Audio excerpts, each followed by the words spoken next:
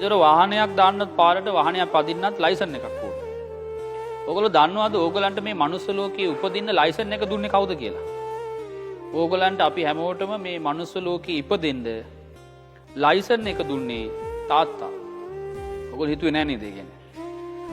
හැම අම්මා කෙනෙකුගේම කුසට දරුවෙක් කෙනෙකුට ඉස්සලාම මේ දරුවෙක් මේ තමන්ගේ කුසට ආවා කියන පණිවිඩය දෙන්නේ තාත්තට, තමන්ගේ ස්වාමි පුරුෂයාටනේ. එතකොට සමහරක් විට ඒ පණිවිඩේ දෙවෙනියට දැනගන්නේ තාත්තා.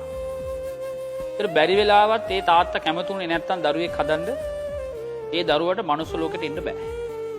ඕගොල්ලෝගේ අපේ මේ කහන ඔය හැමෝගෙම තාත්තා තමයි මනුස්ස ලෝකෙට එන්න අපිට ලයිසන් එක දුන්නේ.